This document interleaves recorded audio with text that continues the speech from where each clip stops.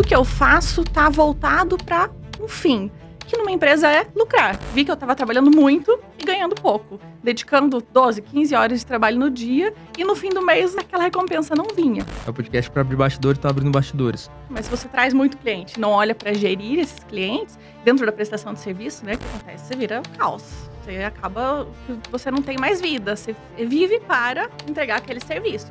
Na minha história, o caos veio disso, de eu chegar no ápice, muitas crises de ansiedade, né? Chegava a ficar tardes, deitada no sofá, travada. Meu Deus, não aguento mais. Como que eu estruturo um processo, né? Pra quem nunca fez isso. Foi o que aconteceu comigo. Eu olhei pra mim e falei, cara, tá bom, vou enxugar a equipe aqui ao máximo.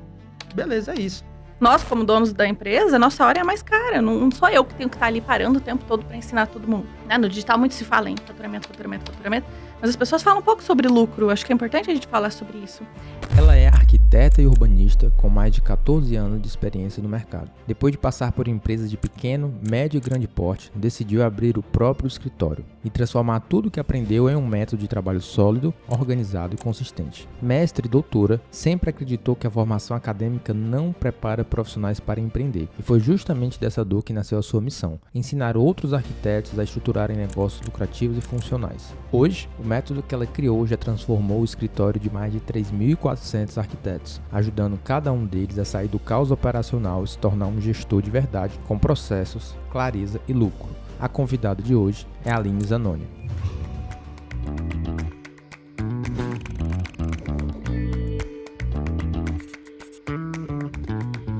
Seja bem-vindo ao Outsidercast, o podcast onde a gente revela as cartas que estão nos bastidores dos maiores players do digital. Já são vários episódios com vários assuntos que já estão disponíveis, mas hoje a gente vai falar de um tema diferente e que eu particularmente adoro, que é como trabalhar menos e ganhar mais. E para isso, eu trouxe uma pessoa que é especialista nisso, faz parte do meu Mastermind também e vai bater um papo hoje com a gente, que é a Aline Zanoni. Aline, obrigado por ter aceitado o convite e tá batendo papo aqui comigo. Eu que agradeço o convite, fico muito honrada de estar aqui, espero contribuir com o pessoal também. Então já vamos entrar dentro dessa pauta que é trabalhar menos e ganhar mais. Para ti, o que significa na prática trabalhar menos, ganhar mais? Na prática, para você, o que significa? Trabalhar com eficiência. Então, tudo que eu faço está voltado para um fim, que numa empresa é lucrar, né? Então, quando a gente fala em trabalhar menos, ganhar mais, as pessoas pensam, nossa, preguiçosa, né? Quer trabalhar pouco. Ou então aquela história do Tim Ferriss, trabalhe 4 horas por semana. E sim, todo mundo quer ganhar mais e trabalhar menos. Mas é muito mais no sentido da eficiência, do esforço inteligente. Tudo que eu faço está voltado para um resultado específico, que eu não fico em cima de algo, trabalhando, e não vai me dar um resultado final. E como que tu chegou, né? Tu fala sobre isso, sobre essa eficiência, e tu fala sobre isso para arquitetos. E como que tu chegou nisso, nessa metodologia? E como tu acredita que essa metodologia ela também pode se aplicar para profissionais que não são da arquitetura, né? Principalmente profissionais que são consultores, mentores, coaches, que eles usam o tempo, né? O conhecimento. Ele não está vendendo necessariamente um produto físico. Então, ele, de fato, ele despende ali um tempo de conhecimento para trabalhar. Então, como que tu chegou? Como que isso se aplica, né, na tua metodologia da arquitetura e como que isso pode se aplicar para outros nichos, para outros profissionais? Eu cheguei me lascando, aprendendo na prática. Eu acho que é a melhor forma da gente aprender, infelizmente. Logo que eu comecei a trabalhar sozinha, digamos assim, que eu parei de trabalhar em empresas que eu trabalhava, eu comecei o meu escritório de arquitetura. E logo ali eu percebi que, tudo que eu aprendi na faculdade era para eu ser uma boa técnica, né? Para eu ser uma boa arquiteta tecnicamente. E não gerir uma empresa. Então, a gente é muito, na maioria das faculdades técnicas, né? No direito tem muito isso também, na arquitetura, engenharia, a gente se forma, a gente aprende a ser bons técnicos. Mas quando nós vamos para o mercado de trabalho, ou abrir nossos negócios, abrir nossas empresas, a gente nem sempre percebe, mas no meu caso eu percebi, que falta a parte da gestão, falta eu saber olhar para ser uma empresária. Até então, eu aprendi a ser uma boa técnica e não a ser uma boa gestora, a ser uma empresária. A gente não aprende isso na faculdade.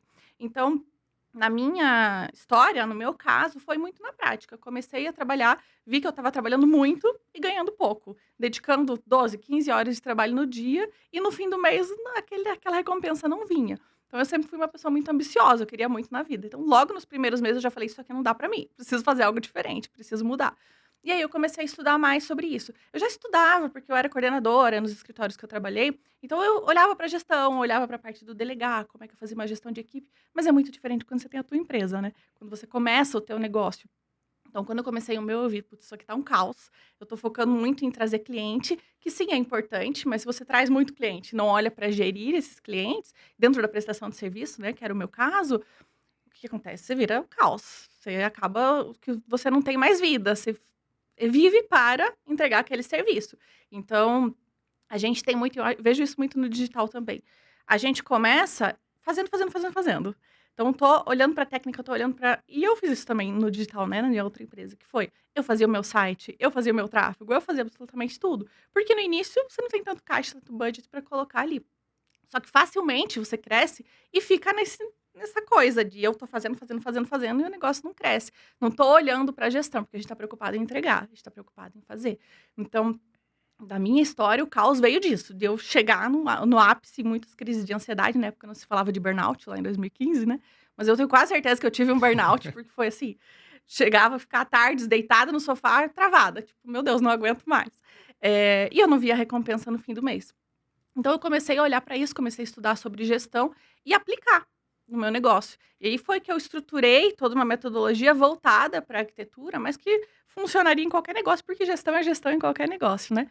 Hoje eu falo para arquitetos, mas tudo que eu falo está muito voltado para o profissional liberal, que também se aplica para o mentor, para o consultor, que às vezes chega nesse lugar de focado em entregar, estou dedicando muito as minhas horas para o meu negócio, para entregar para o cliente, e não estou fazendo isso escalar. Eu acho que é aí que está o grande gap, principalmente no digital, né? A gente fica muito preso em usar nossas horas e esquece que a gente pode escalar usando um bom time para isso. E pensando em uma etapa antes, a gente falou muito sobre gestão de pessoas, gestão de equipe, né? Usar as pessoas para escalar, mas vamos imaginar que quem está escutando o podcast, ela está na etapa de construção de time. Então, ela ainda não tem time. Como que ela pode aplicar essa gestão? Não sei se seria uma gestão de processos ou gestão do tempo, para que ela trabalhe menos e ganhe mais antes mesmo de começar a montar a equipe. Tem algo, algum processo, alguma coisa que tu recomenda do que a pessoa pode fazer? Sim, com certeza olhar para processos, isso é fato. Por quê? Porque se eu trago pessoas e não tenho processos, eu tenho uma equipe cara que está trabalhando em cima de algo que não é. E a gente tem até dificuldade para delegar, né? Então, se eu não tenho um processo bem estruturado, logo a minha equipe também não tem um processo a seguir, eles não têm uma base a ser seguida. Então, eu tenho dificuldade de delegar, porque eu não consigo soltar aquilo, eu fico controladora. Por quê? Porque nem eu confio que a pessoa vai conseguir desenvolver tão bem quanto eu. Então, dentro dessa lógica, a primeira coisa, né? Você perguntou a primeira coisa que a gente faria. É olhar para o processo. Qual que é o meu passo a passo do meu dia a dia? Como que eu estruturo um processo, né? Para quem nunca fez isso.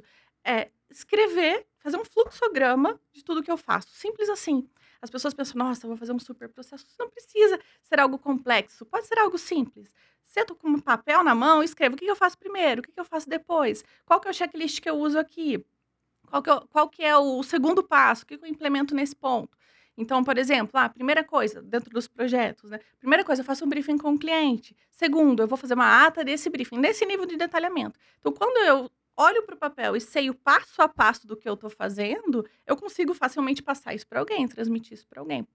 Então, eu diria que fazer um passo a passo, simples assim. E gestão não precisa ser complexa, né? Sim. Acho que a gente vai falar várias vezes aqui que esses passo a passos, esses processos, nada precisa ser ultra complexo.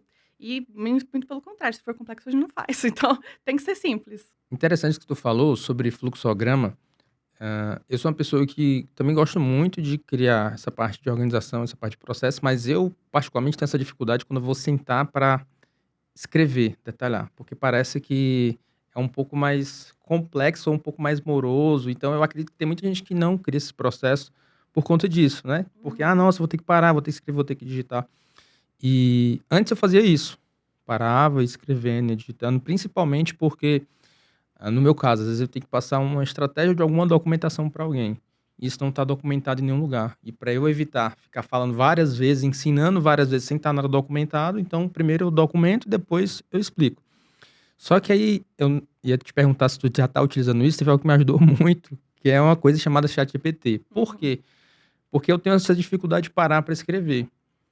Mas, quando eu começo a conversar aqui, sai muito natural. Então, como você faz estratégia tal? Como você faz o processo tal? Como que é o processo quando a pessoa entra na tua empresa? É assim. E aí eu começo a falar. Então, o que eu comecei a fazer foi, literalmente, falar pro ChatGPT como que é o processo. E aí eu peço para ele transcrever o que eu falei e ver quais são os pontos de melhorias. Então, por exemplo, o processo para criar um funil de um produto de entrada é assim. Aí eu começo a falar. Peço para ele transcrever e no final eu pergunto, transcreva e me diga aqui outros pontos que eu poderia melhorar. Então ele transcreve tudo, ele cria esse processo e depois ele diz, faltou você incluir isso, faltou você incluir aquilo, faltou você incluir isso. Isso eu fiz recentemente quando eu fui fazer uma aula para o pessoal da Outsider School sobre a Black Friday. Então tinham várias coisas que estavam na minha cabeça. Só que aí eu comecei a falar, essas são as estratégias, esses são os princípios, comecei a falar e ele foi documentando tudo que eu estava falando e depois eu perguntei, o que eu poderia melhorar, o que você acha que está faltando? Aí ele falou, você poderia deixar mais específico o quanto que a pessoa tem que investir, você poderia deixar mais específico um cronograma para ficar mais claro de entender. E aí eu fui melhor, ele mesmo foi dizendo o que eu ia melhorar o processo. Então, o que eu ia te perguntar, dentro desse, quando você vai criar esse processo, esse fluxograma, o quanto tu já está utilizando e como é que tu utiliza a IA para essa parte, principalmente de processos, quando a gente está criando essa documentação? Hoje eu uso bastante. Inclusive, eu aprendi com você, 1 ano atrás, abrir o chat e falar, e ele que organiza tudo. Porque realmente ajuda muito, né? Mas acho que depende do perfil da pessoa. Eu sou muito visual. Então, se eu vou abrindo, pega uma cartolina, uma folha grande, sabe? Se eu vou escrevendo, eu enxergo ali os gaps. Se eu tô falando, ele vai me dizer, beleza, eu consigo organizar em texto, né? Mas para mim, ver visualmente um fluxograma é muito mais fácil de eu entender aquele processo. Tem alguma ferramenta que tu usa, tu cria esse fluxograma no digital? Eu uso o Reflo, não é tão automatizado. Você vai colocando as caixinhas, é HEFLO. É um app, tipo um Miro da vida. Tipo o Miro, a gente utiliza o Miro. Que dá para fazer também. Mas dá para fazer no Excel, né? Dá para fazer numa cartolina à mão. Então, lá nos primórdios, a gente fazia à mão mesmo. E eu gosto, até falo para os meus alunos isso. Se você é uma pessoa visual, se você é alguém que, se eu estou escrevendo, eu tenho mais ideias, eu consigo me encontrar melhor, escreve, coloca no papel, que é mais fácil de se enxergar. Mas, realmente, se você não tem tanto essa questão visual, tanto do palpável, abrir o chat e falar o que você faz, maravilhoso, né? Antigamente, até como eu comecei em 2020 a ensinar no digital, faz um bom tempo, né? Porque eu não tinha IA, né? Sim. Ou pelo menos não tinha tão simples como é hoje. E na época eu ensinava isso, vamos fazer fluxograma e tal. Hoje, inclusive, a gente tem uma IA que monta processo. Justamente por isso, porque você abre, fala tudo que você faz e ela te ajuda a estruturar. Antes a gente fazia o fluxograma, segundo passo eu vou transformar no POP, que é o procedimento operacional padrão, né? 100 páginas, 200 páginas, escrito passo a passo como é que é desenvolvido isso. Então, era muito mais difícil e moroso, né? Até os alunos falavam, nossa senhora, vou ter que criar tudo isso. Calma, gente, primeiro faz o processo, delega, depois você vai aprofundando na empresa. Mas hoje em dia, você fala, bota o teu próprio fluxograma e o chat mesmo cria com base no fluxograma, né? Então, hoje a gente usa, sim, respondendo a tua pergunta, nesse dia a dia, do tipo, putz, eu preciso criar um novo processo, porque isso é eterno, né? Sempre tem um novo processo pra gente criar. Preciso criar um novo processo. Preciso ir pro meu fluxograma, entender isso, ou já tá mais ou menos... A gente usa a IA e ela monta e passamos para as nossas organizações, né? A gente concentra no Notion alguns dos processos, que é uma das ferramentas que a gente usa para organizar isso, né? Antigamente era um POP no Word mesmo, passo a passo, né? Hoje em dia a gente usa dentro do Notion, organizado para o time todo ter acesso também. E quando necessário, entra o passo da gravação, que é um treinamento, né? Treinamento para o time para fazer como eu faço, ou alguém do time gravar para outras pessoas poderem desenvolver. Acho que isso é muito importante. Dentro da gestão de equipe, porque a gente nunca sabe se a pessoa que está comigo hoje estará comigo amanhã. Eu preciso que aquilo esteja pronto, né? Para que uma outra pessoa possa vir executar da mesma forma que é feito o processo dentro da empresa. Então, eu gosto muito desse passo a passo. Fluxograma, transforma em texto, próximo passo, treinamento. Feito por quem executa isso hoje da melhor forma. Treinamento para a equipe. Treinamento para equipe.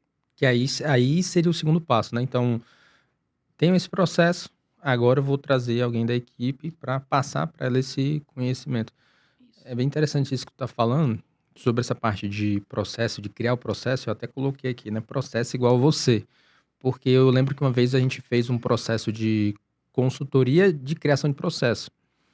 Só que tem muita coisa que é de como você faz do teu negócio, tem muitas particularidades. Então, tem muita coisa que eu acredito, né? Tu tem também nos teus programas, que são alguns processos já prontos que vão se aplicar ali, já dão uma base, mas às vezes tem alguma particularidade, alguma coisa que você faz diferente, ou sei lá, na minha empresa, quem faz a qualificação de lead é uma função, mas para outra pessoa é outra função, ela não tem essa função.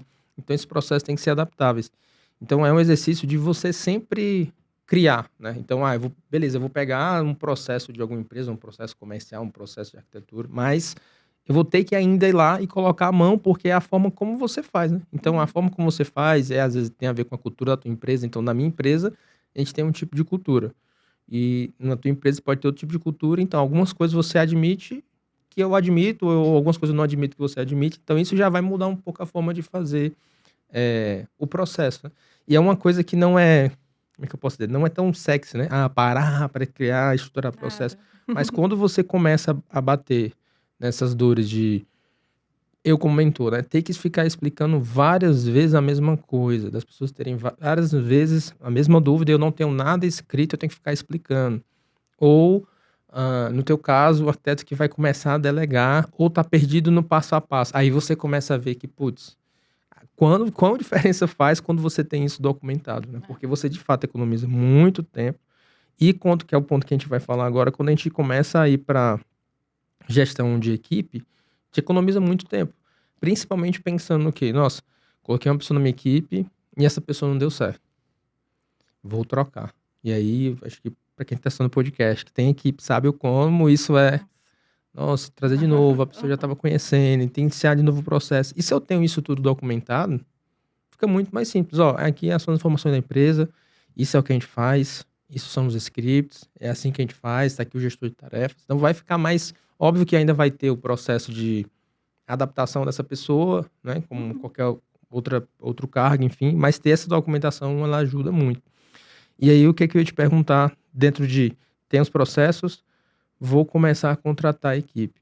Quando que tu acha que o problema da pessoa passa a ser não mais a documentação em si, mas sim a parte de gestão de pessoas, né? Ou ter que aumentar, ou ter que contratar. Então, beleza, eu tenho um processo, e agora, será que o meu problema é porque eu não tenho um processo, eu tenho que criar mais processo, ou porque eu tenho que, de fato, começar a delegar isso? Como que seria a balança desse ponto de decisão? Bom, primeiro, nem sempre a gente consegue passar a contratar quando os processos estão prontos, né? Então, muitas vezes, Estão sendo criados. seria o mundo ideal, maravilhoso. Seria o ideal. Mas, na vida real, nem sempre é assim. Às vezes a gente faz o processo durante. Então, se a pessoa está começando, eu não tenho equipe ainda, preciso começar a desenvolver minha equipe, trazer pessoas para me ajudar. Beleza, se você já estruturou processos, ok, você vai passar a treinar a partir daí. Agora, se você não tem processo ainda, você pode criar junto com essa pessoa. Então, a pessoa te ajudar a criar, né? Isso é uma coisa que, inclusive, eu falo muito para os meus alunos, porque as pessoas pensam, eu preciso sentar um mês para só fazer processo. Não, se você tem equipe ou se você vai trazer alguém, essa pessoa pode te ajudar a fazer isso, né? Tem uma outra coisa que... não sei se tu pensa assim, mas existem atitudes que criam uma necessidade de estruturação ou de organizar outros pontos da tua empresa. Então, por exemplo, não tenho a demanda de leads para eu ter um closer. Um exemplo. Tá, a partir do momento que eu tenho um closer, isso vai te gerar uma demanda de uma necessidade. Eu preciso gerar lead porque eu tenho uma pessoa na minha empresa. Não tenho ainda todos os processos para delegar para um segundo arquiteto na minha empresa. Mas a partir do momento que eu tenho que essa pessoa está lá, isso vai me gerar uma necessidade. Eu tenho que parar porque a pessoa está parada para fazer. Então, às vezes existem atitudes ou circunstâncias que eles meio que te forçam. É que nem às vezes você entrar numa mentoria, tá? Tô aqui, tenho que implementar esse processo. Mas a partir do momento que eu me comprometo financeiramente com algo, parece que isso te empurra. Não sei se tu sente essa necessidade também na parte de processo e gestão. Muito. É muito isso. E quando a pessoa vem pro time e não tem o processo, você tem que parar e ensinar. Então, se eu tô parando de ensinar tudo, tá caro, né? Trazer uma pessoa. E se eu não faço isso agora, se eu não estruturo isso agora, enquanto eu tô treinando essa pessoa, se essa pessoa não dá certo, daqui a 3 meses eu tenho que fazer tudo de novo. Então, acho que é aí que tá moroso e caro pra empresa, né? Porque não é só o fato de eu dedicar meu tempo, é porque isso é caro. Nós, como donos da empresa, a nossa hora é a mais cara. Não sou eu que tenho que estar ali parando o tempo todo pra ensinar todo mundo. Sim, tem momentos pra isso, tem momentos pra fortalecer cultura, a gente faz reuniões pra isso, faz treinamentos, mas isso não tem que ser o tempo todo. Inclusive, hoje, na minha empresa, tem muita coisa que eu nem sei fazer. E não preciso saber, porque tem alguém ali que sabe fazer. Só que eu preciso que esse processo esteja documentado para se vier outra pessoa, ela saiba fazer, porque eu não sei ensinar. Então, imagina se não tiver documentado, vou ter que trazer sempre alguém muito sênior e talvez isso fique muito caro para a empresa. Inclusive, esse é um ponto importante, né? Que quem está começando, voltando no item anterior, quem está começando a contratar, normalmente comete um dos maiores erros, acho que a maioria das pessoas, que é contratar alguém barato logo de cara. Barato no sentido júnior, né? Normalmente quem é barato é júnior. Então, eu quero contratar uma primeira pessoa para me ajudar. Eu vou pegar aqui, sei lá, a primeira pessoa que eu contratei foi suporte. Beleza. No meu caso foi suporte, né? No digital. Me ajudou demais, desafogou o que eu estava fazendo ainda, que eu estava respondendo e-mail por e-mail, mensagem por mensagem. Foi ótimo. Próximo passo, quem que eu vou contratar? Aí eu fui contratando só o operacional. O design, o gestor de tráfego, tal. E aí, daqui a pouco eu percebi, putz, eu tô agora muito mais ocupada em gerir cada uma dessas pessoas e não consigo me dedicar para o que realmente traz dinheiro para a empresa, que é eu estar ali presente no comercial, né? Eu estar aparecendo. Daqui a pouco eu percebi que nem no meu Instagram eu conseguia aparecer mais, porque eu estava muito dedicada a gerir cada uma dessas pessoas. E eu pensei, putz, eu preciso de alguém num nível mais sênior para me ajudar a gerir essas pessoas. Então a gente passa por esses níveis normalmente, né? Mas eu diria, se você está começando e tem caixa, o ideal é já trazer alguém mais sênior para te ajudar a estruturar esse time. Porque aí você está focado no que realmente traz número para a empresa, no que realmente traz lucro para a empresa. Porque, afinal, tudo que a gente faz, né? Somos empresários, né? Para no fim, na última linha, a gente está lucrando. Né? No digital, muito se fala em faturamento, mas as pessoas falam um pouco sobre lucro. Acho que é importante a gente falar sobre isso.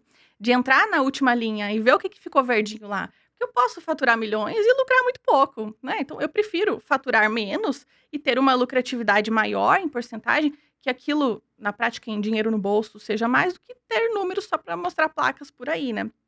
E isso acho que uma das coisas que mais ilude as pessoas, eu diria assim, para quem está chegando, nossa, milhões e milhões e milhões. Pois é, mas como é que tá o lucro, né? A gente sabe de histórias, tenho certeza que você sabe também dos bastidores de muita gente, que os números são maravilhosos da porta para fora e da porta para dentro, como é que tá? Então, com a profissionalização do digital, acho, nos últimos anos, quem começou mais cedo, né? Que a gente veio lá no início, quando as coisas eram simplesmente maravilhosas, que você jogava um link e vendia, assim, muito fácil. Até minha turma 8 nem tráfego eu fazia, era maravilhoso.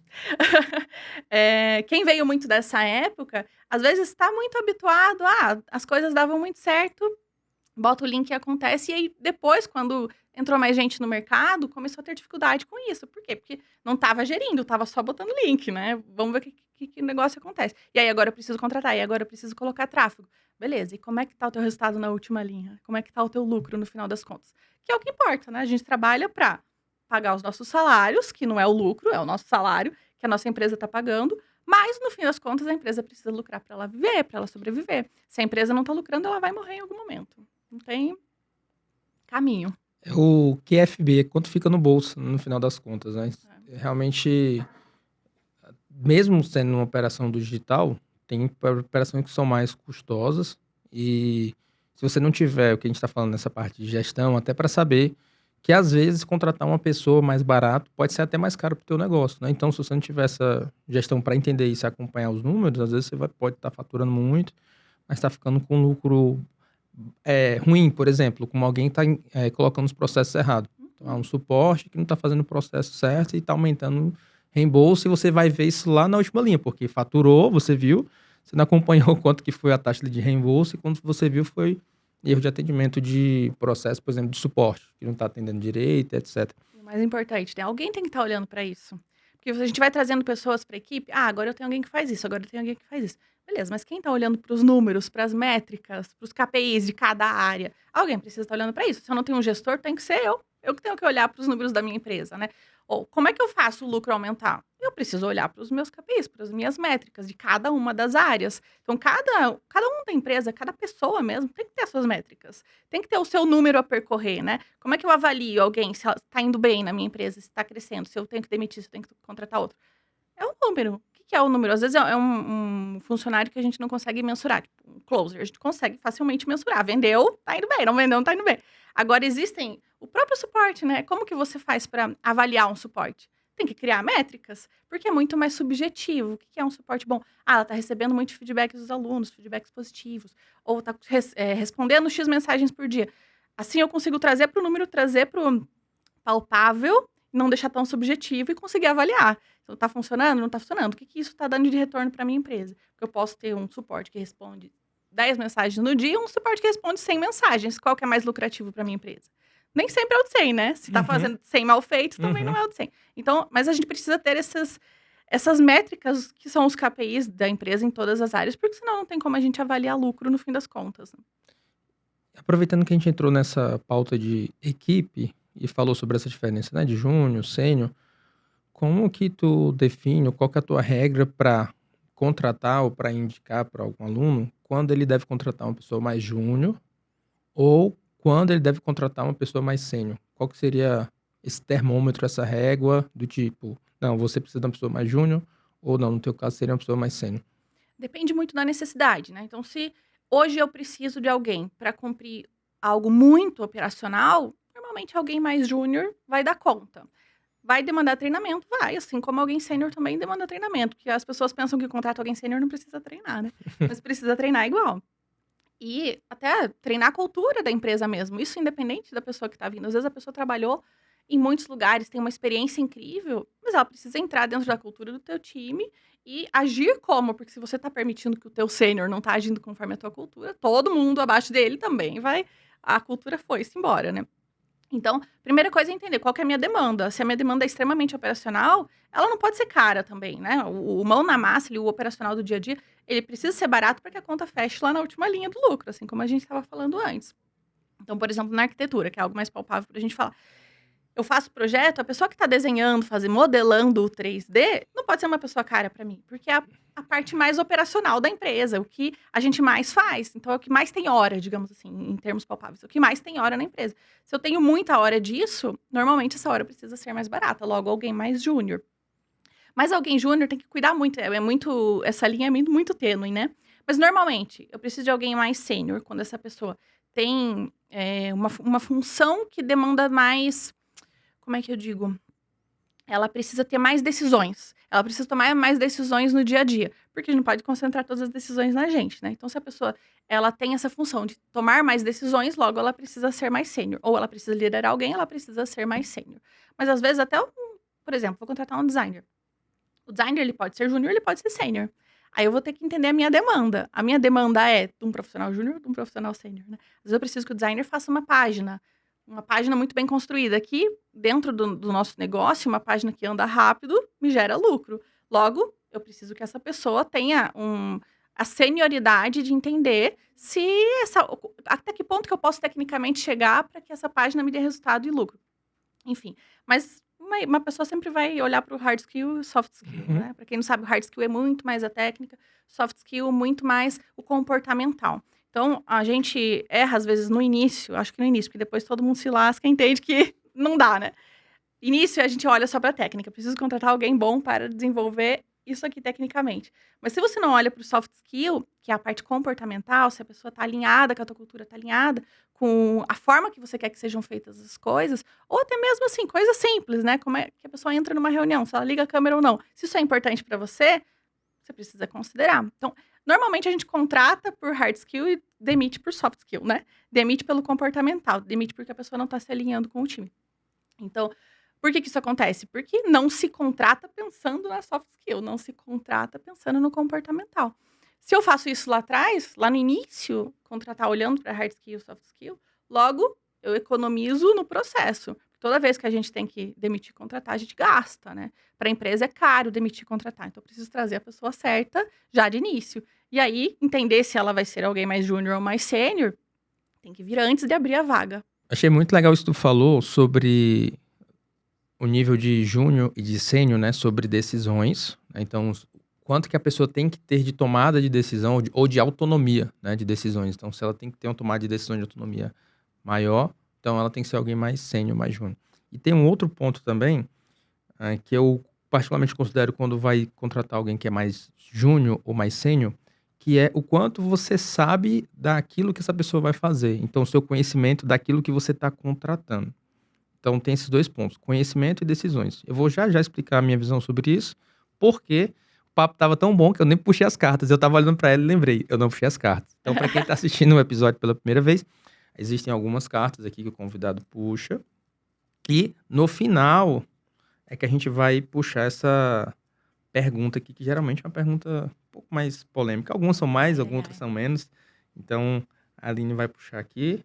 Aí tu puxa, deixa pra baixo e me entrega, tá? Ah, não posso ver. Não. Aí.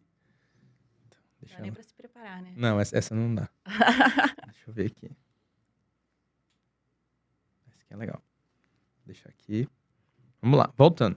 E aí tu falou sobre decisões, né? Então, um dos pontos é qual o nível de autonomia de tomar de decisão dessa pessoa. Se ela é um nível de tomar de decisão que vai ter que aprovar coisas, não aprovar coisas que exigem investimento financeiro, tem que ser alguma pessoa mais sênior, né? Então, por exemplo, hoje na minha empresa a gente tem uma COO e o nível de tomar de decisão dela é tipo, contrata, demite, faz tal ferramenta, aprova tal gasto de um evento ou não, controla o orçamento. Então, imagina, eu tô no nível de decisões que ela tem que tomar. Então, tem que ser uma pessoa mais sênior, não tem jeito.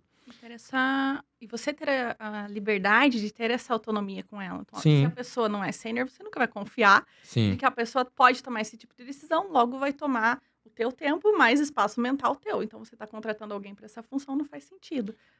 E é legal, e isso que eu tô falando de decisões não é necessariamente o nível de decisão de que a pessoa decide tudo, mas no nosso caso, a gente define limites do que a pessoa pode decidir. Então, por exemplo, pagamentos financeiros. Qual o nível de decisão que essa pessoa tem? De ver o orçamento, me passar, definir qual que é o melhor, passar para o financeiro lá e lançar, mas eu sempre aprovo antes, eu sempre faço a aprovação do pagamento. Então, ela não tem um nível de autonomia dela lançar e o financeiro aprovar sem passar por mim, né? Então, isso é delimitado. E o outro ponto é um nível de decisões, acho que isso é bem legal, e o outro é um conhecimento. Então, por exemplo, se eu sou alguém que entendo muito de tráfego pago, eu posso contratar alguém mais júnior / operacional, porque a parte mais estratégica do tráfego eu consigo analisar junto com essa pessoa. Agora, não, já estou investindo bastante em tráfego e eu não entendo muito de tráfego, mas já tenho aqui um gestor que já está rodando, então é interessante que eu contrate alguém o mais sênior possível, porque eu tenho pouco conhecimento naquela área. Então, como que eu vou saber se essa pessoa está indo bem ou ela está indo ruim, né? Então, se é uma pessoa que é um pouco mais sênior, eu vou confiar mais nela. Por exemplo, vendas. Eu vou contratar um closer. Ok, alguém para fazer as vendas ali das minhas mentorias, das minhas consultorias. Se eu contratar algum closer que é mais experiente, eu vou ter mais confiança de que ele está fazendo o processo ali de vendas melhor. Se eu contratar alguém que é menos experiente, então eu tenho que ter esse processo mais detalhado, eu tenho que saber como é que faz esse processo. Então aí eu vejo que tem, assim, dois caminhos. O que te ajuda também, o que eu vejo que ajuda a contratar melhor, é você ter esses processos, ou você tá, por exemplo, em alguma mentoria, algum programa de aceleração, que você tenha confiança de que essa pessoa ela vai pegar aquele conhecimento ali. Por exemplo, vou contratar um gestor de tráfego júnior. Ok. E eu não entendo de tráfego pago. Como que eu vou saber se essa pessoa ela tá indo bem ou não? Se eu estou em alguma mentoria que fala sobre isso, e eu posso colocar esse meu gestor de tráfego pago lá, e eu receber um feedback se ele tá indo bem ou não, então beleza, então eu fico mais tranquilo porque tem alguém me assessorando. Agora, quando você não tem, é um pouco mais complexo, porque você não vai nem saber, você não vai ter nem bagagem para poder discutir com essa pessoa, né? O gestor de tráfego vai chegar e falar assim, não, o problema é criativo, que geralmente o problema é sempre criativo. Tá, mas será que realmente é criativo? Ou será que teve algo que a gente não testou, algo que a gente poderia otimizar? Como é que você vai saber isso? Recado do nosso patrocinador, a Outsider School, que é a sua escola de negócios digitais. Você quer aprender como crescer no digital? Você quer entender como é que você pode escalar o teu negócio no digital e vendendo todos os dias? Então, logo aqui abaixo vai ter um link, vai estar aparecendo um QR Code na tela do site da Outsider School, que é a escola de negócios digitais que vai te ajudar a vender todos os dias no Perpétuo. Então, lá a gente vai ter cursos, treinamentos, eventos ao vivo. Se você quer saber mais, aperta aí e saiba mais no botão que vai aparecer logo aqui abaixo ou no QR Code e faz a tua inscrição. E eu entendo que a gente, como donos do negócio, a gente precisa entender pelo menos as métricas básicas, né? Eu preciso saber o que é um CTR, eu preciso saber o que é um custo por lead, o básico, pra gente poder cobrar, né? Se eles, precisam de criativo, porque eles sempre precisam do criativo. Sempre Sempre. Tá, mas o meu CTR tá 2, sei lá. Tá bom, e o meu CTR sempre foi meio, 0,5. Talvez não seja o criativo, talvez tenha algum outro ponto. Porque senão acontece o quê? Sempre sobrecarrega a nós, né? Como, não sei, muita gente expert também é o gestor da empresa, CEO e Sim. tal. No meu caso, eu Uhum. faço todos esses papéis. Então, eu tenho que estar ali à frente das câmeras e, ao mesmo tempo, eu tenho que estar gerindo as empresas, né? Não só do digital, como as minhas outras empresas também. Então, eu preciso ser inteligente. Tenho o meu esforço inteligente de colocar o meu tempo empregado no que realmente vai me dar resultado. Porque se eu fico olhando muito no detalhe, eu não consigo, simplesmente não consigo abraçar tudo, né? E essa questão do júnior e do sênior também é o quanto eu estou disposta a treinar aquela pessoa, né? Porque às vezes, beleza, eu entendo de tráfego, mas eu não quero mais fazer operacional disso, porque eu quero empregar o meu tempo, a minha energia em coisa que vai me dar mais retorno. Ou outros retornos, ou estrategicamente faz mais sentido. Beleza. Se eu trago alguém júnior, eu preciso treinar. E eu vou ter que dedicar tempo para isso. Agora, se eu trago alguém mais sênior, eu posso confiar mais, olhar só as métricas no dia a dia, né? Então, também tem relação com isso. Acho que a gente abre bastante esse leque, né? É difícil você saber se você vai por um caminho ou por outro, justamente porque não é uma coisa 0-1. Você precisa avaliar todas essas variáveis mesmo. Interessante isso que tu falou, né? Apesar de gestão ser uma coisa mais processual, ela não é realmente uma coisa 0 a 1, não é uma coisa lógica, né? E o que eu ia te perguntar? Avaliando o sucesso dos teus alunos, das pessoas que mais têm resultado e de empreendedores também que tu conhece, o que tu acredita que essas pessoas, quando vão implementar gestão, processos, né? O que as pessoas que mais têm resultado têm em comum das pessoas que não têm resultado. Então, quando tu olha assim, tu consegue ver um padrão, para além do técnico, um padrão mental, um padrão de comportamento, do tipo, geralmente as pessoas que fazem isso, implementam a gestão nesse formato, têm mais resultado, as pessoas que vêm dessa maneira, e as pessoas que vêm dessa outra forma, ou que fazem assim, não têm resultado, um padrão. Sim, muito claro. É a pessoa que pega e faz. Que não fica, ai, de melindre para as coisas. Uhum.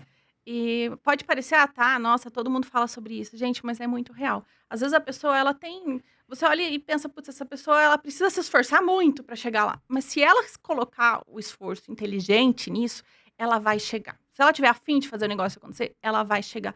E, ao mesmo tempo, muitas vezes eu me deparei com pessoas que têm muito potencial. Você olha e diz, nossa, essa pessoa tem muito potencial. Mas, ao mesmo tempo, ela não para fazer o que tem que ser feito. Não para cumprir um método, por exemplo. Para fazer exatamente como tá ali. Aí não tem o resultado, ou não tem o mesmo resultado, tem menos resultado do que poderia ter. Então, é muito do comportamental. Porque, às vezes, nós, como mentores, a gente dá o passo a passo. É você chegar a implementar. Não tem dúvida, não tem abrir para cá, abrir para lá. Você executa o que está aqui. Então, se a pessoa quiser chegar a implementar, executar, ela vai ter resultado muito rápido. Não tem... né, você deve ver isso também nas suas mentorias. Porque a pessoa que tá afim de fazer acontecer, gente, ela não é perfeccionista, não deixa o negócio cozinhar até porque a página não tá perfeita ainda, porque, ai, não sei o que, não fiz direito ainda. Não vai acontecer. Se você ficar nesse perfeccionismo, nessa coisa... O arquiteto tem muito disso. Uhum. Porque nós somos estéticos, né? Então, a gente quer um negócio alinhado, bonitinho. A gente sofre com isso, com esse perfeccionismo. Só que se eu não deixo um pouco isso de lado, eu precisei aprender muito isso. Porque tinha muito isso. Eu preciso deixar de lado o perfeccionismo. Eu preciso pegar e fazer acontecer. Se eu não pegar e fazer, alguém vai fazer antes e a pessoa já vai ter muito mais resultado que eu, mesmo errando muito no caminho. Então, na minha trajetória, eu fiz isso. Eu implementei. Tanto que o meu primeiro curso foi no Close Friends, lá em 2020. Eu falei, estão me pedindo para ensinar? Bora pro Close Friends. E a minha primeira turma da minha metodologia, que é a mesma até hoje, a mesma base, né? Foi dentro do Close Friends. Cobrei um valor lá, baratíssimo, claro, porque a gente sempre começa desse jeito, quando não tem um mentor, né, porque eu não tinha. E aí foi. Então, por que deu certo? Por que a gente tá na turma 27? Porque eu comecei e fiz o negócio acontecer. Depois aprimorei, já regravei 4 vezes todo o produto, melhorei, enfim. Mas se eu tivesse esperado ficar perfeito, esperado gravar tudo, esperado deixar lindo num estúdio maravilhoso, talvez eu não estivesse aqui hoje, sabe? Talvez eu não tivesse mais de 3.000 alunos. Então, respondendo na prática é executar. Execução é o que faz a diferença. Tem uma coisa que eu percebi, até gravei um vídeo recentemente no Instagram sobre execução, né? Ou as pessoas têm resultado que não tem. Mas quando a gente olha e pensa assim, execução, tá? Mas algumas pessoas executam e outras também executam e não tem resultado. E aí eu percebi, e ficou bem claro na tua fala, que as pessoas realmente que mais têm resultado, elas executam, mas elas executam apesar de não ter todas as informações. O que eu percebo? Tem muita gente que assim, ela tem informação, ela tem um processo, ela vai implementar. Só que ela não vai ter uma certeza ou não vai ter a informação se é melhor A ou B, ou se é melhor X ou Z, ou tem a opção D, mas tem a opção E, e aí ela trava. Ela tá executando, mas vai chegar um momento que ela não vai ter todas as informações, e ela trava. E as pessoas que mais têm resultado, eu vejo elas têm informação, elas vão se deparar com alguma coisa que elas não vão saber qual a decisão a melhor tomar, mas mesmo assim ela vai escolher alguma coisa e vai fazer. Então, por exemplo, tu falou, meu primeiro curso foi no Close Friends. Tá, onde que eu vou hospedar meu curso? Qual a melhor plataforma? Não sei, vou fazer no Close Friends. Sério que eu tenho que fazer um curso, que eu tenho que monetizar, que eu não posso entregar de graça. Os princípios são esses, eu vou fazer no Close Friends. Então, o que eu vejo da maioria das pessoas que executam é, por exemplo, algumas pessoas vão escutar esse podcast, vão pegar tudo que a gente falou, sobre processo operacional, sobre decisões, isso e aquilo, vão entender, vão adaptar para a realidade e já vão começar a executar. Outras pessoas vão escutar, mas vão ficar, mas eu não sei a informação daquilo, eu não sei exatamente como faz aquilo, e vai pegar essa informação e vai jogar no lixo, não vai implementar. Então, o que eu percebi, né, essa mentalidade? Além de executar, mas é um executar, apesar de não ter todas as informações, e não travar no meio do processo. Porque vai chegar algum momento que alguma informação, para a sua realidade, você vai ter dúvida de escolher A ou B. Faça o curso no Close Friends ou na plataforma de vendas. Venda no checkout ou venda no Pix. Então, eu não tenho checkout. A pessoa vai lá e vende, não, vou colocar o Pix aqui para as pessoas mandarem e vou liberar o acesso manual. Ok, não seria o melhor processo. Mas a pessoa vai lá e faz, depois ela descobre, ela tem um resultado, ela melhora. Então, um ponto que eu vejo que distingue muito isso, e aí eu vejo isso muito claramente, principalmente nas pessoas que estão no Mastermind e das pessoas que mais avançadas que estão lendo meus programas, é isso. Eu falo a pessoa, A, B, C, D, F, G, aí vai. E as pessoas que eu falo A, mas e B? Aí eu B, e C, não, C, e D. Aí elas ficam sempre, sabe, querendo as coisas... não é que não queiram as coisas muito detalhadas, porque a gente entrega, né? Você também entrega as coisas muito detalhadas. Mas existem circunstâncias que às vezes é só uma decisão. Ou, tipo, faz, depois você ajusta ou melhora ali no processo. Mas não deixar isso travar a implementação. Às vezes é melhor fazer, errar, e na próxima ajustar, do que deixar de fazer. Quando você estaria fazendo a terceira vez, aí você vai começar. Você já perdeu muita coisa no processo, né? Claro, perdi dinheiro de ter feito no Close Friends e não ter estruturado todo um lançamento, de ter colocado um ticket maior. Perdi dinheiro, provavelmente. Mas será que se eu tivesse esperado estar perfeito, quanto tempo eu ia demorar para chegar lá? Talvez, nossa, aí fiz outra turma. Por exemplo, no Close Friends, tu vendeu, como que tu vendeu? Foi no checkout? Ou como que tu vendeu para automatizar e colocar as pessoas no Close Friends? Automatizei nada, tudo manual, né? Não, e foi loucura, assim, porque eu abri, as pessoas começaram a me pedir. Eu falava sobre como é que eu fazia no meu escritório, as pessoas... Me ensina, cria um isso. curso. Assim como acho que a maioria, né? Eu falei, tá, e eu ensinava no presencial já tinha turmas no presencial na época. Eu falei, tá bom, então eu vou ensinar. E eu pensei, até falei pro Ricardo, meu marido, né? Se vender uns 10 já tá valendo a pena fazer esse Close Friends. Cobrei acho que R$197 e abri no Mercado Livre uma continha. Eu não tinha CNPJ, né? Assim, abri no Mercado Livre um link de venda. Era isso. E coloquei, gente, então eu vou abrir um Close Friends. Vendi 70. Aí, como que adiciona 70? Aí eu tive que adicionar 1 a 1 no Close Friends. E fiz, né? Porque eu fiz 50 passos. Aí era, todo dia eu fazia um passo. Loucura, porque daí era 100 stories, tinha limite, era 15 segundos na época, então eu não conseguia falar tudo que eu queria mais fazer. Enfim, teve muito problema, muito problema no processo, mas aconteceu, funcionou. Muita gente deu feedback positivo, gostaram dessa proximidade e tal. E depois eu fui melhorando, né? No segundo teve Hotmart, mais o Close Friends. Aí no terceiro eu gravei bonitinho. Mas por quê? Porque eu fiz acontecer, senão... Quando eu olhei, claro, né, foi assim, 70 pessoas, mas me deu R$12 mil, uma coisa assim, no total. Eu já falei, gente, que demais, né? Pra mim já era incrível, que eu vendi 70, não imaginava nunca. Então, isso prova o quê? Que eu tava com um bom posicionamento até ali, né, e que vendeu muito mais do que eu imaginei.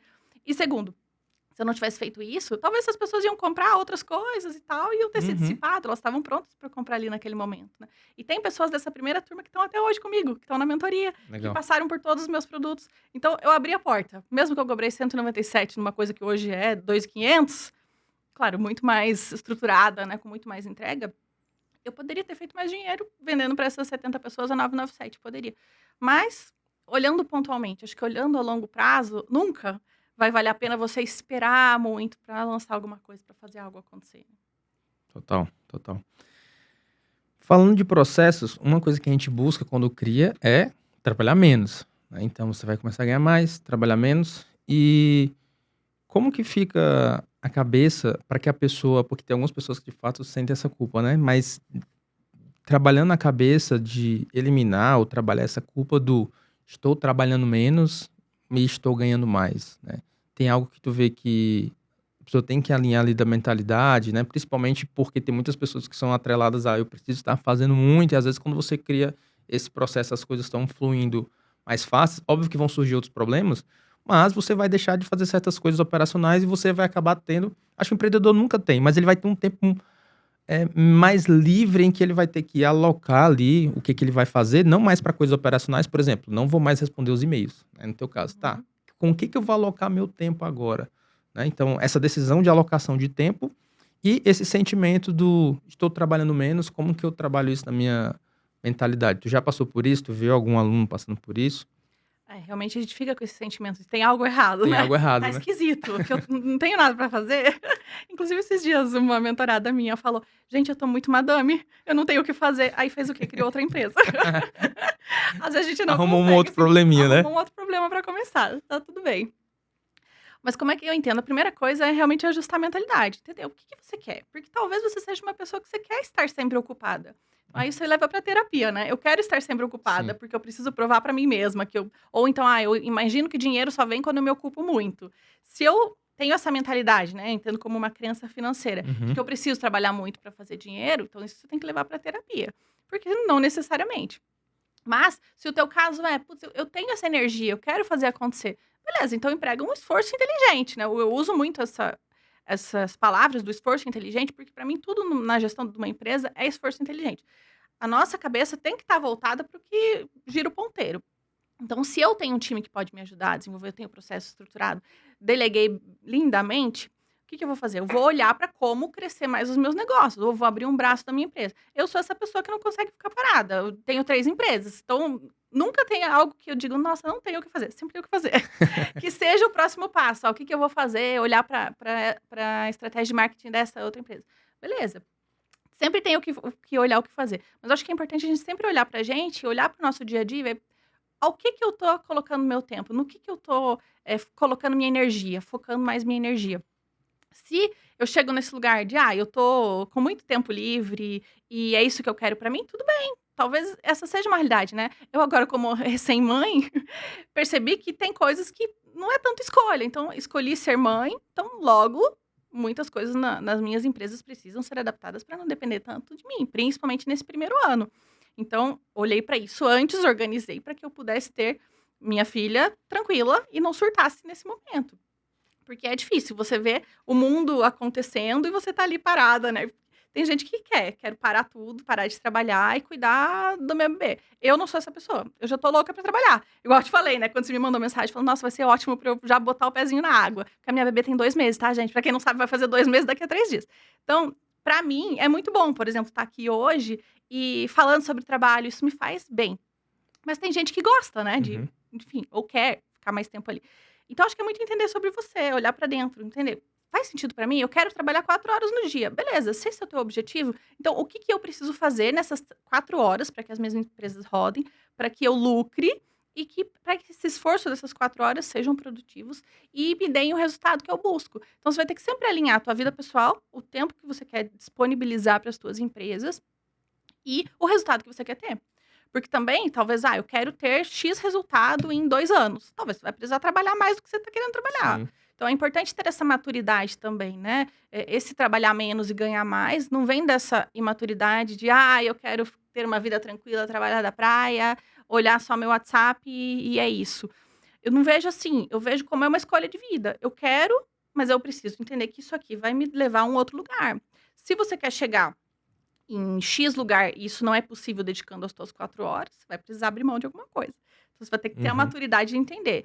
Agora, nesse meu início, se você está começando, eu preciso empregar mais horas. Quem não trabalhou um monte no início das suas empresas, né?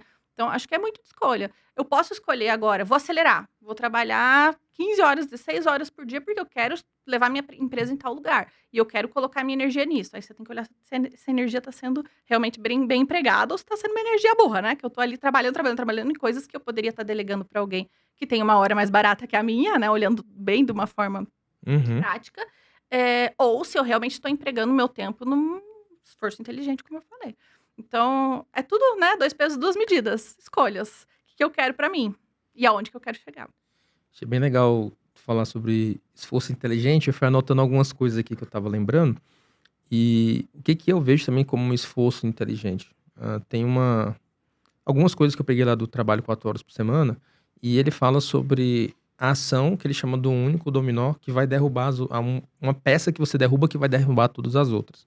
Então eu tô sempre me perguntando, porque eu sempre tenho muita coisa a fazer. Eu posso vou revisar junto com a minha rede comercial o script do processo de qualificação versus a criar um novo produto, criar uma apresentação de vendas por evento e tal. Então, eu sempre olho qual a única coisa que eu vou fazer hoje que esse dominó, que se eu derrubar ele, eu consigo derrubar vários outros. Então, por exemplo, estou perto de fazer um evento presencial. Cara, o único dominó é revisar a apresentação, revisar a pitch, e o resto... Esse é um exercício diário, né? É um exercício diário, então o resto vai acontecer. Então hoje, tava vindo pra cá e o pessoal mandando várias mensagens. Eu falei, gente, tô indo pra gravar o podcast e só vou conseguir ver no final do dia as mensagens. Então hoje, meu único dominó é o quê? Gravar os episódios, porque eu vou gravar, vai ter os conteúdos, eu vou poder utilizar isso depois. Então a coisa mais importante a fazer é isso. Então, e é um exercício diário. Então, essa é uma estratégia que eu acho que quem está assistindo o podcast tem que ficar se perguntando qual que seria esse único dominó. A outra coisa que tu falou sobre essa questão de trabalho é essa diferença entre ser produtivo e estar ocupado. Então tem gente que tem um vício aí, terapia, né, que tu falou, de estar ocupado. Não, eu quero estar ocupado. E não estar ocupado parece que eu não estou fazendo nada. Versus ser produtivo, que é, eu vou empregar 1 hora para fazer no meu exemplo, vou empregar 1 hora para fazer uma apresentação de vendas, que isso daqui, se eu terminar eu tô livre, então assim, eu não preciso mais fazer mais nada do meu dia, porque é a parte mais importante. Então eu fui produtivo. Versus, eu vou ficar aqui respondendo todo mundo, todas as mensagens, que eu vou passar o dia inteiro sendo ocupado, mas eu não vou estar sendo tão produtivo, porque poderia estar fazendo uma coisa que é mais importante do que isso. E isso também é o quê? É um exercício diário também, né? É uma coisa de você se avaliar e ver o que é importante. E eu sempre olho dessa perspectiva do produtivo e ocupado para o único dominó. Então, das atividades que eu tenho que fazer hoje, qual que é a mais importante que eu tenho que fazer para derrubar? Ter o que fazer a gente sempre vai ter. Sempre vai ter. O empresário que acha que vai chegar o dia e não vai ter o que fazer, é muito difícil. Sempre vai ter. Porque se você tá olhando para o crescimento do teu negócio, você sempre vai ter um negócio para fazer. E a cabeça não para, né? E mesmo isso que você falou, às vezes eu tô delegando algo para alguém do meu time que tá fazendo, mas você sempre tem a possibilidade de ver o que as pessoas estão fazendo, dar aquela checada geral, ver o que eu posso melhorar. Sempre tem vou olhar para os meus processos e ver como que eu posso melhorar os meus processos. Então, nunca você vai dizer, não tenho nada para fazer hoje. É muito difícil. Pelo menos se você tá fazendo tudo certo. Sim, se você tá fazendo tudo certo. Se você tá fazendo tudo certo. Então, nossa, acho que é uma das partes mais difíceis do dia a dia do empresário, é saber aonde empregar nosso tempo mesmo. E dizer, vou deixar minhas mensagens do WhatsApp para depois. Vou deixar essas mensagens para depois, para amanhã, enfim. Porque a gente tem essa coisa, né, de eu quero responder logo, quero responder o e-mail logo, quero responder o WhatsApp logo, e é um dos nossos maiores ladrões de tempo. O Instagram também, né? Sim, total. De ficar rolando ali, quando você vê, passou 1 hora e... Você entra pra produzir e acaba, vai ali, produz 1 hora, depois passa 2, 3 horas ali perdendo tempo. Né? Isso é gestão de tempo também. Às vezes as pessoas dizem, eu não tenho tempo. Se eu passar um dia com essa pessoa, eu tenho certeza que tá 1 hora no Instagram, tá 2 horas respondendo grupo no WhatsApp. Então, é questão de prioridade, né? Total. E a gente falou sobre esforço inteligente, aí eu falei sobre o único dominó, produtivo e ocupado, e tem um outro ponto muito legal que tu também falou, que tem a ver com a sua própria meta. Eu tava, nesse final de semana, conversando com uma pessoa do Mastermind, e para ela, tava super claro que a meta que ela tinha hoje já estava suficiente e que ela não precisaria necessariamente fazer muitas outras ações, porque a meta que ela tem hoje, a vida, o estilo de vida que ela tem hoje, já estava suficiente para ela. Então, ela está confortável de não precisar fazer muitas outras coisas. Já outras pessoas que têm uma meta mais ambiciosa, cara, você sabe que você vai ter que empregar um pouco mais de esforço, vai ter que se esforçar mais naquilo outro, ou se você está no começo de estruturação do teu negócio, você vai ter que ter um esforço maior. E está alinhado com o que tu falou, que é qual que é a sua meta, o que você quer. E eu acho que o mais importante do que isso é você não está... Como é que eu posso dizer? Você não está fazendo algo enganado ou algo que vai contra o que você quer. Por exemplo, nossa, a minha meta é super ambiciosa e eu não estou fazendo nenhuma ação para chegar nesse ponto. Ou ao contrário, a minha meta está super ok, eu cheguei e é isso, mas eu estou fazendo várias ações, outras coisas mas para mim a minha meta já está ok. Ou seja, você você vai começar a ter um descompasso, aí vai começar a ter ansiedade, entra no burnout, porque está desalinhado com as tuas metas. Então, hoje, por exemplo, a gente está com uma meta que é um pouco mais agressiva. Então, eu vou precisar contratar mais pessoas, vou precisar expandir, vou precisar fazer alguns tipos de investimentos que talvez eu não estivesse disposto a fazer 1 ou 2 anos atrás. Mas isso está alinhado com o quê? Com a minha meta. Então, ok, eu sei que nesse momento a gente vai ter uma estrutura maior, vou ter que ter mais pessoas, vou ter que investir nisso, em eventos, etc. Ter que gravar podcast, todo mês eu tenho que estar em São Paulo, vou gravar em Fortaleza. Então, tá alinhado com a minha meta, com o que eu quero. Né? E Então, eventualmente entender também que dentro desse teu processo, talvez tenham momentos que você vai gastar mais como empresa, né? Vou ter um custo maior, mas eu fui pro meu sim, objetivo final. Só que se você está fazendo isso com o olhar estratégico para o todo, você entende, beleza, nesse momento estou gastando mais, porque eu sei que eu quero chegar na minha meta, e quando eu chegar lá, isso vai compensar. Porque às vezes as pessoas, eu quero fazer mais, quero fazer mais. Só que o mais é o quê? Né? Acaba ficando meio no campo das ideias, mais abstrato. para uma pessoa é uma coisa, mais para outra. É. E isso que você falou dessa pessoa é muita maturidade, na minha visão, e poucas pessoas têm essa capacidade de ter essa maturidade de dizer, tá bom pra mim. Acho que às vezes a gente entra, e eu me incluo nisso, entra numa coisa de eu preciso fazer mais, de quero sempre aumentar a minha meta. Pra mim, me parece quase impossível como pessoa dizer, eu vou chegar aqui e vou dizer pra mim, tá bom, eu consigo viver Uhum. assim. É difícil você chegar pessoalmente, né? Dizer, pra mim tá ótimo, fazer o que eu tô fazendo tá bom. Realmente é uma evolução pessoal, no meu entendimento. Porque facilmente a gente entra nessa, quero fazer mais, mais, mais. Só que às vezes você gasta mais, investe mais, tal, tal. Será que é isso mesmo que eu queria? Não nem parei pra pensar, só quero fazer Uhum. mais, sabe? Então é importante fazer essa autoanálise, né? Olhar pra si mesmo e pensar, o que eu quero de verdade? Qual estilo de vida que eu quero ter? É de você ter uma visão clara do porquê que você tá fazendo as coisas, né? Então, Uhum. abrindo aí bastidores, né? É o podcast para abrir bastidores, então abrindo bastidores. Chegou uma época na minha vida em que, isso deve estar com 1 ano, talvez, em que eu olhei, e aí eu olhei para os meus resultados, faturamento, estilo de vida, e eu falei, cara, não sei se vou querer muito mais que isso, Bom, já, não. né? Já deu. E aí eu pensei, nossa, a gente tá tendo um esforço, e isso, e aquilo, e eventos, etc. E mais pessoas. Eu não sei se, tipo assim, pra mim, quando eu olhei qual era a perspectiva? Eu tava olhando pra mim. Quando eu olhei nessa perspectiva, eu pensei, cara, eu acho que eu vou dar uma acelerada. Só que depois eu fiquei pensando, tá, mas se eu já cheguei num patamar que eu vi financeiramente bem, que eu poderia manter um bom tempo assim, então o que que vai me motivar? Então eu comecei a ressignificar o que que me motivava. E aí entrou, primeira motivação, poder ajudar mais pessoas. Uhum. E aí escutar as histórias, feedback das pessoas te motiva isso. E Tipo, vem o caramba, propósito, né? realmente estou ajudando a vida das pessoas. E uma coisa que começou também muito forte esse ano também pra mim, que é mudar a vida das pessoas, das pessoas que trabalham comigo. Porque eu comecei a escutar cada história, tipo assim, entra um colaborador novo, isso, aquilo, etc. E aí, aniversário da pessoa tal. Parabéns e tal. E Eduardo, fala um pouco. E a gente tem um momento lá na empresa de mandar uma mensagem, uma palavra, né? E lembrando aqui 2 histórias. E aí a gente sempre faz uma palavra, uma mensagem, a gente pega um versículo da Bíblia. E aí essa pessoa nunca tinha falado, era aniversário dela. Eduardo, não, hoje até falei o nome. Hoje é a fulana, não pegou a dúvida disso o quê, que vai falar sobre isso hoje. E vai dar a palavra hoje. E aí ela começou a falar. E ela começou a contar a história de vida dela. Todo mundo começou a chorar. Todo mundo ia, não sei o quê, esse trabalho é muito importante pra mim, porque aconteceu isso com a minha vida, com meu pai, não vou entrar em detalhes, mas uma parada bem... E quase ninguém sabia disso. E todo mundo ficou assim. E aí eu caí na ficha, gente, essa pessoa tá aqui dentro. Eu tô ajudando essa pessoa, olha o quanto a vida dessa pessoa tá mudando, e ela tá, tipo, né, a 1 palmo aqui meu de distância.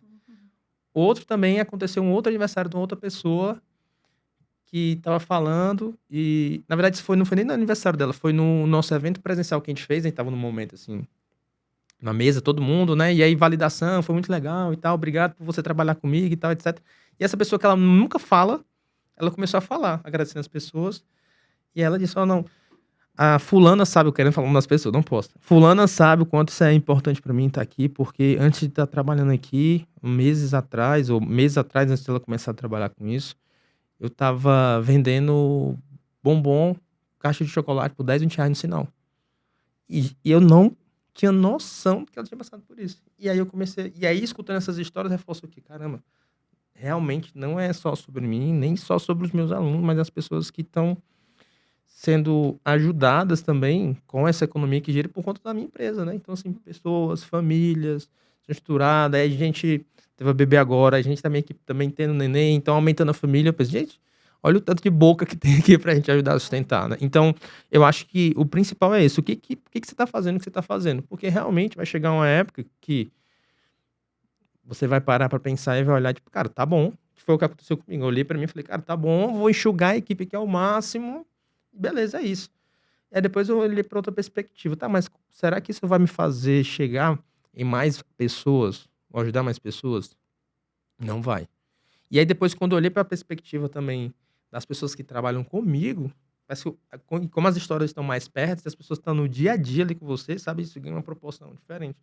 Então, no final das contas, tem tudo a ver com o que você está disposto a fazer e por que você está fazendo o que você faz. Porque realmente, quando é dinheiro por dinheiro, vai ser muito fácil você querer acelerar muito e acelerar de uma forma descompassada, porque é só dinheiro pelo dinheiro, então eu quero fazer o máximo de dinheiro possível. Ou quando você chega nessa meta, você simplesmente abandonar tudo, ou encerrar, ou querer mudar, ou fazer outra coisa, porque era só o dinheiro pelo dinheiro, então eu cheguei, então Entra no já deu pra mim, né? exatamente. Não, já deu pra mim, não vou querer fazer mais isso, não vou querer fazer uma... Ou não tenho mais tesão em fazer aquilo dali. Eu acho que vem muito do... Porque quando a gente começa, o dinheiro é o grande motivador, né? A Sim, gente quer fazer e ele é dinheiro, porque a gente quer importante. viver melhor, a gente Ele é quer ter mais importante. liberdade. Cada um tem a sua história, então cada um sabe o que não ter o dinheiro, muitas vezes, faz com que você tenha, enfim, na tua vida. E passar a ter dinheiro te traz muitas coisas boas também. Liberdade em vários aspectos. Então, acho que quando você chega num ponto, parou de ser sobre o dinheiro, aí você precisa ter um propósito. E aí entra numa coisa que é muito aberta, né? Cada um vai entender o seu olhar. Mas sim, a gente olhar para o nosso time e olhar para cada pessoa que tá ali, não só como é um time que vai me ajudar a lucrar, e sim como são pessoas que vivem da nossa empresa também, que vivem do que a gente está trazendo, é outra forma de pensar completamente diferente, que faz a gente se mover com outra, acho que outra energia até, né? Outra energia. E eu vejo até que grandes players que falam muito sobre isso, sobre propósito, crescem mais depois do momento que entendem que não é só sobre o dinheiro. Talvez você veja isso também. A partir do momento que eu parei de correr atrás só do dinheiro, eu percebi que, putz, eu cresci muito mais rápido. Porque aí o teu foco não tá naquilo, né? O teu foco tá em algo muito maior. E isso é até de uma forma lógica, porque quando o teu foco tá realmente, por exemplo, no meu propósito em crescer mais, isso vai te levar a decisões que às vezes, a curto prazo, não seriam tão lucrativas. Então, dá um exemplo. Nossa, eu vou ter que gravar um podcast. Lugar um podcast, chamar convidado, combinar aqui, vir para São Paulo. Então, editar os vídeos, fazer os cortes. Um analista, uma pessoa de conteúdo para fazer os conteúdos. Então, assim, quando põe na balança versus qual foi o ROI que isso deu em 2, 3 meses. Você põe na balança, você olha e fala assim, vou cortar. Uhum. Mas quando você está pensando a médio e longo prazo, você não está focando só no dinheiro, então você está disposto a ter aquele investimento, porque sabe que lá na frente isso pode. E aí, é uma decisão que às vezes não é, vamos chamar assim, lógica, né? Eu tô fazendo isso porque eu tenho essa visão, mas lá na frente isso vai voltar. Lá na frente, putz, depois de 1 ano, olha só o resultado que está dando, porque eu comecei, eu tive paciência de colher isso, né? De plantar isso para começar agora a colher. Então, quando você não está ligado só no dinheiro, você começa a tomar decisões inteligentes também, porque você começa a tomar decisões que não é só voltada ali para o lucro imediato, pensando a médio e longo prazo, e a médio e longo prazo vai fazer muito efeito, né? Aí vem para tudo que a gente falou no podcast. Estruturação de processo. Vou ter que gastar um tempo, contratar uma mentoria, alguém que vai me ajudar com isso. Aí vai, contratar a equipe. Nossa, agora eu vou ter que aumentar o custo da minha folha, mas lá na frente, olha o tanto que isso vai te liberar para você fazer o esforço inteligente, né? Você falou, o esforço inteligente para empregar em coisas que vão trazer mais dinheiro para o teu negócio.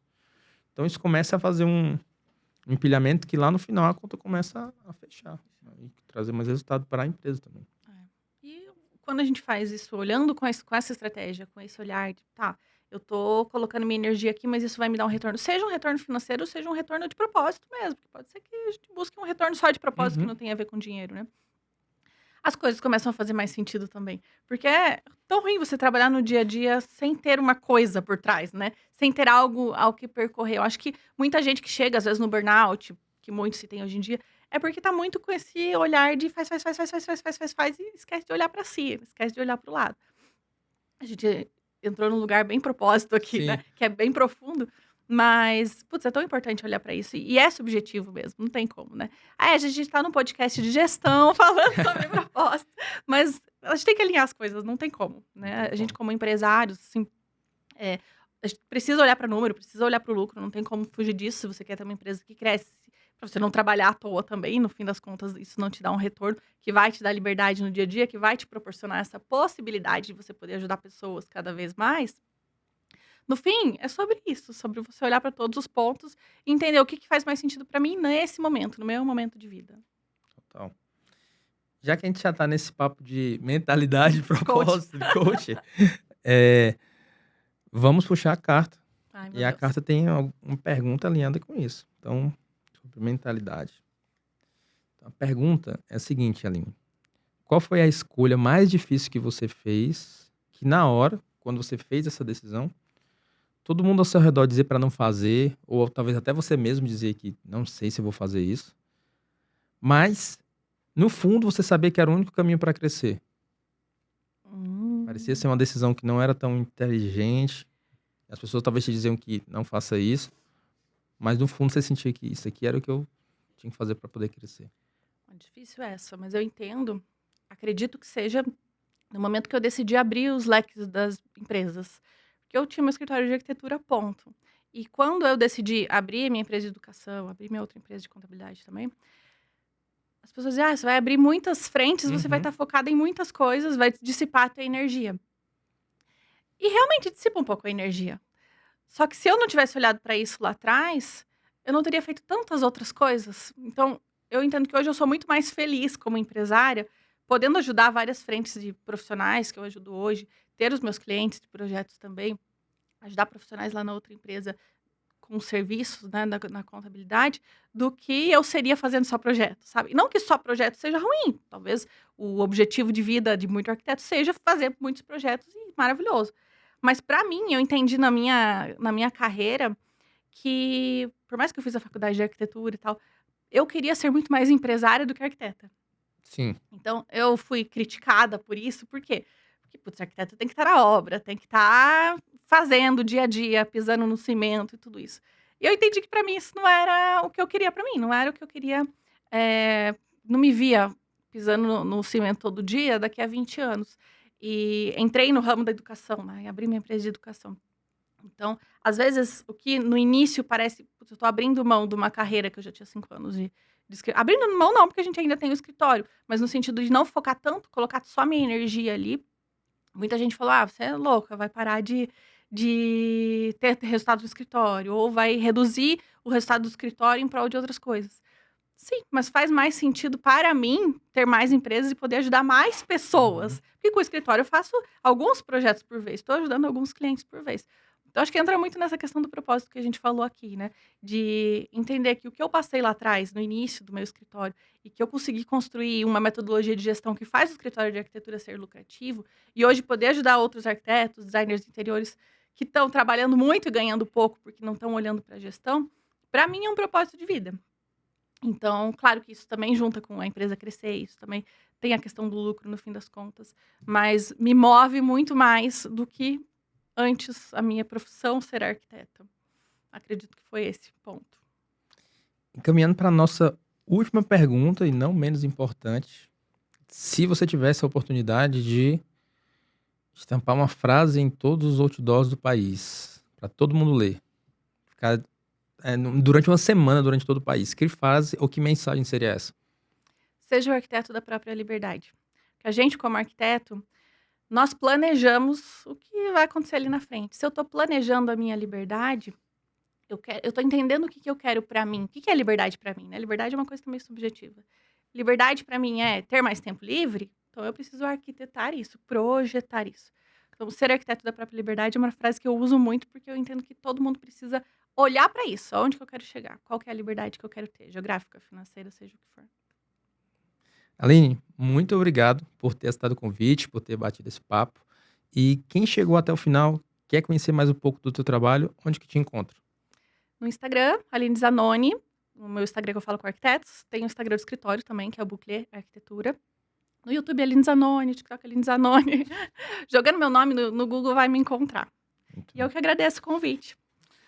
Foi muito bom, tenho certeza que quem ficou até o final pegou muitos insights. E se você ficou até o final, escutou no YouTube, escutou no podcast, deixa o teu comentário, qual foi o insight que você pegou, qual estratégia que você vai aplicar, que tipo de processo de gestão que a gente comentou aqui, que você vê que faz sentido para você implementar. E lembra, já tem vários outros episódios disponíveis sobre vários outros assuntos. Toda semana tem um conteúdo novo. E se você ainda não é inscrito, seja no YouTube ou não é inscrito ainda no Spotify, se inscreve, porque às vezes aquele episódio que pode mudar o teu negócio você ainda não recebeu, e se inscrevendo você vai ser notificado a receber todos os próximos episódios. E até o nosso próximo Outsidercast.